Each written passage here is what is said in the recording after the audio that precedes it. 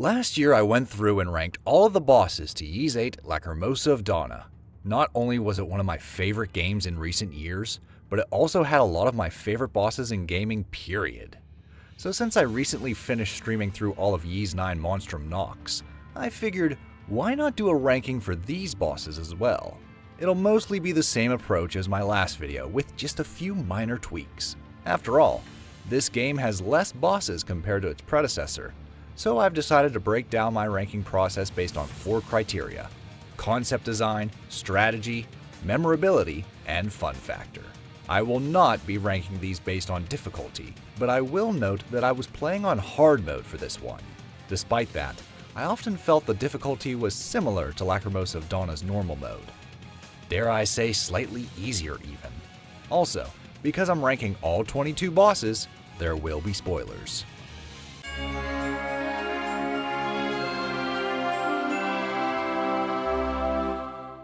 The interesting thing I had begun to realize once I started ranking these bosses was how the quality made up for the low quantity. Although 9 didn't have as many incredible bosses when compared to 8, it also didn't have as many dull bosses either.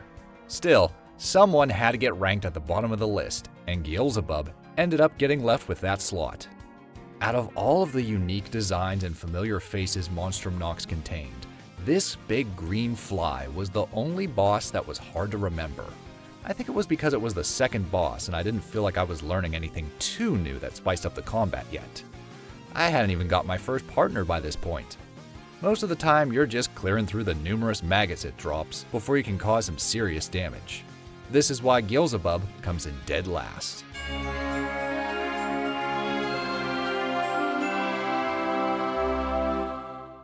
Glomandi just barely eclipsed Beelzebub for this list. Luckily, 2 factors got it ahead. First, it was the first boss that had more than Adol, which spiced up the gameplay for me. But more importantly, those vivid crimson lips with the razor-sharp teeth were an image that made it hard to forget. I'm not sure if it's a crustacean or a fish, or maybe even an insect, but its design is certainly unique. Hell, most of the bosses in this game reminded me of a Castlevania game from the DS era. The battle was over rather quickly, so there's not much more I can say about this one.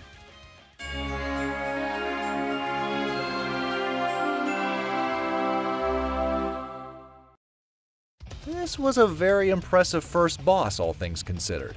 Maritudo is just an ugly demonic toad, but its speed and attack patterns made the battle quite fun. I love discovering that you can Crimson Line right up to the boss's face to land some combos. It's also a great boss to practice those flash guard and flash move techniques. The fight is early enough that you're not as confident with your abilities as you are with the other 2 bosses lower on this list. Not gonna lie, all the hopping around made me anxious and excited to lay the smackdown on that slimy toad.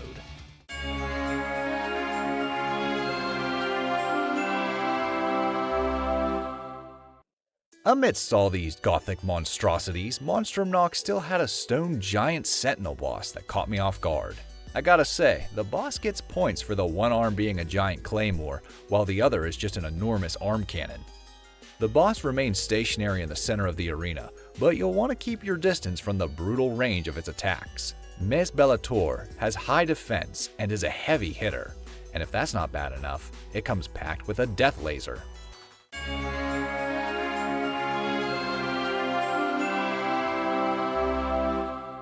This boss is certainly one that took me by surprise. When Dragia Haman first showed up, I felt his design was better suited for Lacrimosa of Donna. Maybe he was initially an unused model for that game. Still, this was a pretty fun fight. I enjoyed that only his head took heavy damage, but also found it cool that when the pillars shoot out from the ground, you can use them as leverage to reach his head. Cool boss.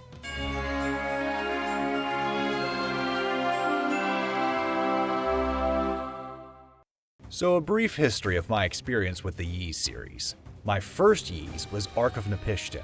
My favorite Ys is Oath and Felghana. The only other Ys games I've played in full are 7, 8, and now 9, with Origins currently being unfinished at the time of this recording. I say this because when Rene Vagulian first showed up, I remembered him as the irritating first boss of Ys Origins. My experience with Ys Book 1 was very brief on an emulator, so I do not have PTSD from this boss in that game. I'm sure many other players had a panic attack when it transformed into a swarm of bats. Still, With all the additional features of the newer Ys games, Vogelian wasn't nearly as threatening as his original counterparts. A fun trip down memory lane is all it ended up being.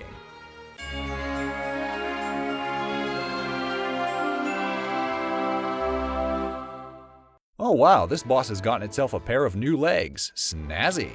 Ys Bellator is another Stone Sentinel boss that can walk, stomp, and suplex? Yeah, can you believe this boss scored an additional memorability point solely due to its moveset? And it's super satisfying to use Crimson Line to avoid a few of its ground attacks. When I did the boss ranking for Lacrimosa of Donna, it was fun to rank the Wardens of Evolution. Each of them were unique in their design, their battle, and their character. They weren't deep characters, but they each had little quirks that made them quite unique.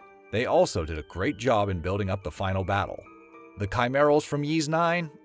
Not so much. I don't hate them, but they reminded me of the Ganon Blights from Breath of the Wild. They feel less like a boss fight that leaves an impression, and more like just another obstacle with a big health meter. The one positive I can give them is that each Chimeral is better than the last, so let's just rank them all right here. Here are bosses 15, 14, and 13.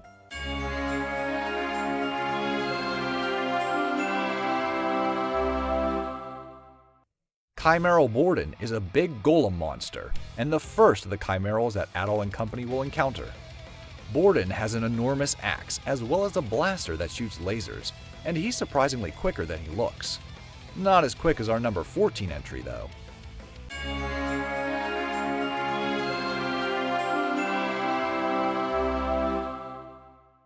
The next Chimeral on this list is Chimeral Rosilin. Less of a hulking brute like Borden, and more of a long-range spellcaster. A cooler design, but the battle itself didn't leave a lasting impression, which leaves our number 13 as the best Chimeral of the trio.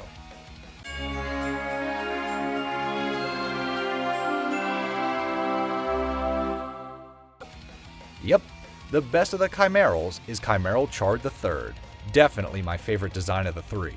His fight reminds me a bit of Ys Bellator, so I wonder if the two bosses share a connection. Like the rest of the Chimerals, I still wish he left more of an impression in the story. Ah well, moving on.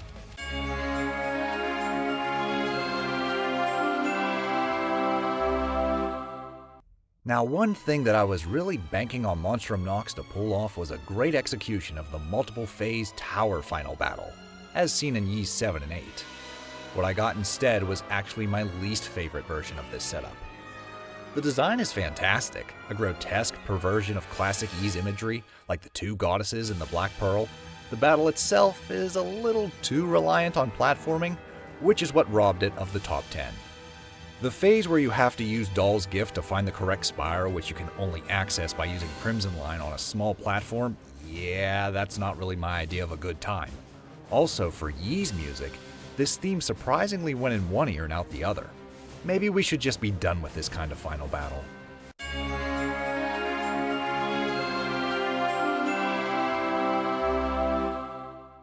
Despite the gothic setting for this title, there were very few bosses in this game that actually creeped me out. So imagine my surprise when the Condemned Norns pulled this off. These three mummified nuns certainly reminded me of a particular Othenfelgana antagonist, but we'll save that topic for another time. For now, just know that it was a perfect introductory boss for using Renegade. Because you had 3 targets and each was a danger to be locked in close combat with, it was best to keep your distance and hurl spells at them. This was also a great fight to get yourself familiar with Shadow Dive. Overall, a cool and creepy boss battle that I'll always associate with Monstrum Nox.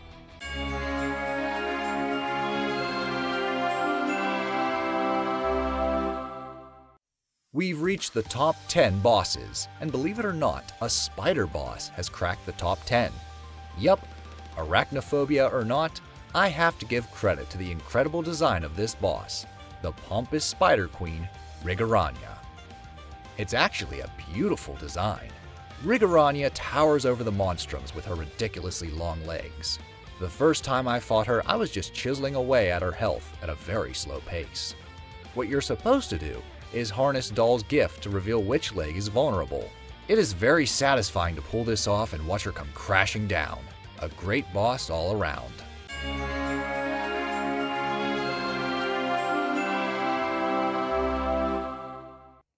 Sometimes it's the ridiculous designs that creep into higher spots on my list.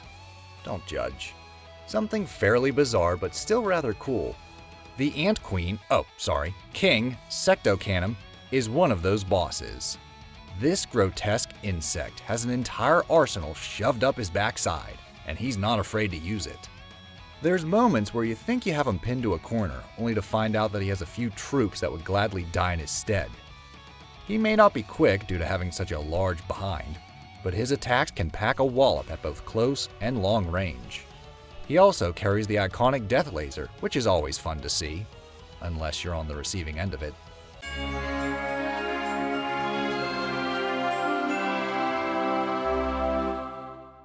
When I played through Lacrimosa of Donna, it really gave me my Zelda fix that I'd been itching for. But when I played through Monstrum Nox, it gave me my Castlevania fix. Early into the game, you enter this steel cage floating above a floor of spikes, and then this creep drops down. Malefius is the abomination that you will encounter in this deadly cage match. I hope you like lasers because they will be firing from all angles during this fight. This freak also fires dark homing shots and can release a toxic mist onto the floor. You'll definitely want to be utilizing Hawk for this fight, because once its HP drops below half, Malefius will slam the cage so it drops onto the spikes below. Use Hawk's wings to hover safely above the spikes, unlike me. It'll sprout more limbs and things will get crazy, but it's a wild ride you'll remember long after the battle is over.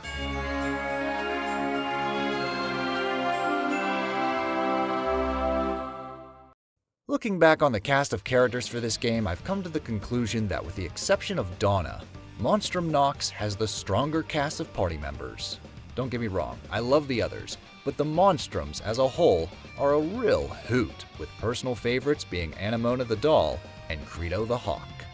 Credo is an angsty boy who is always itching for a fight. From the moment you meet him, all he wants to do is cross swords with Adol. In the late game, after we learn the truth of the Monstrums, Credo's mental state reaches a boiling point. His only remedy is an ass-whooping by Adol the Red. It's a classic 1v1 duel, which plays in your favor if you're familiar with Hawk's moveset. Some of these skills can be a bit of a hassle to be on the receiving end of, though. It's not a long fight, even if there is a second phase, but it's cool to see these two Monstrums duke it out all the same.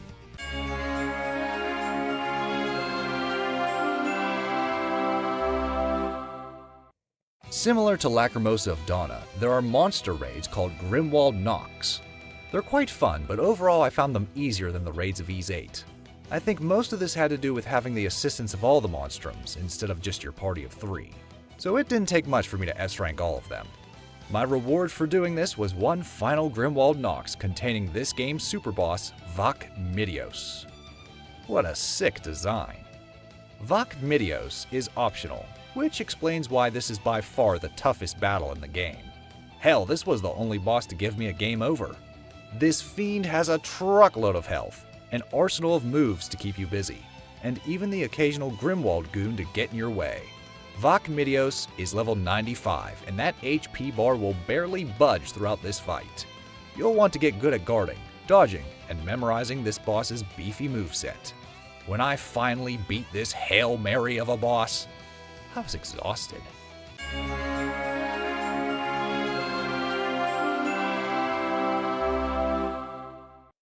Although I was a bit disappointed with this game's final battle, I still very much enjoyed the fight right before it. Atra Nox Filius is a homunculus creation of Adol's memories, who was created by Zola with the purpose of being the ultimate warden of the Nox. Unfortunately, Atra takes this to the extreme and wishes to wipe Balduq off the map. Whoops. So now we have an epic battle with a being who may just surpass the gods. Too bad he doesn't surpass Adol Christin. Still, this formidable foe has a lot to throw at you. Because Atra wields weapons like a projectile, he has a pretty big attack range. Swords will shoot out at you, rain down on you, and he'll even dive bomb you. As the battle reaches its end, Atra will summon black holes which will spawn across the arena, form a barrier that emits numerous lasers, and he'll even fire his weapons at you like a turret gun. A sinister fight that will remain a highlight of the series for sure.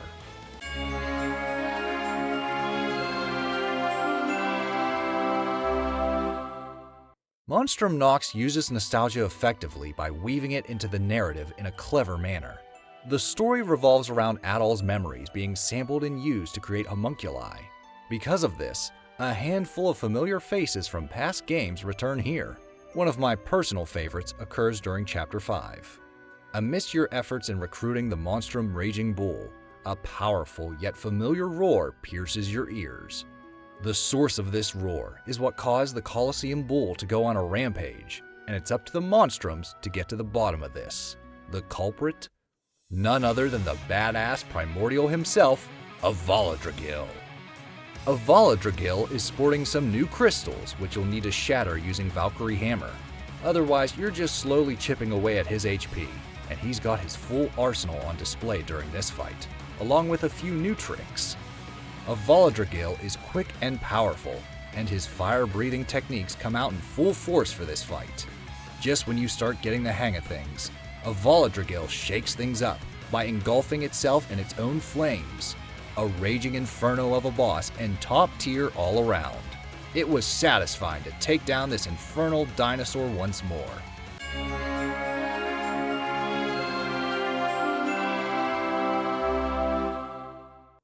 We have just 3 bosses left, and one of them is our last returning boss from the Ys series. The reason it got a spot this high has less to do with seeing the boss again, and more to do with how it was utilized in a fun and creative manner. The bronze prize goes to Nigtilger, the iconic Ys centipede from Hell. I played Ys Origin, I know what's up. The first phase is devoted to reaching the top of the spiral staircase, while avoiding the demonic centipede's barrage of attacks, and causing enough damage to it to disable the electric barriers in your way. There's a lot you need to pay attention to, so keep on your toes. Once you deplete its HP and reach the top, the second phase will begin. Now the boss will circle the outer rim of the arena, and you'll have to mount it to destroy its segments. This is easier said than done because the centipede will be firing electric projectiles any chance it gets. On occasion, the boss will also roll up into a ball and roll all over the arena. Take out its head to finish this exhilarating fight.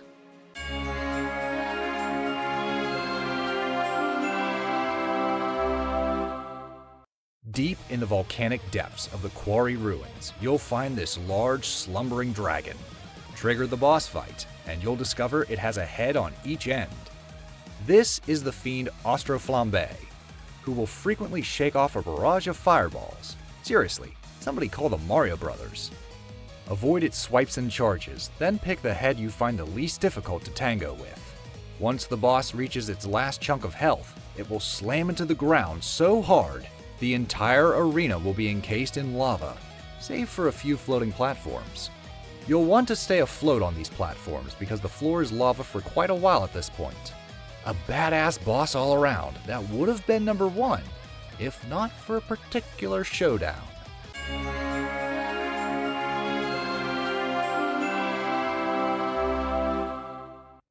There's one thing Monstrum Nox has that Lacrimosa of Donna didn't, and that's a clear villain.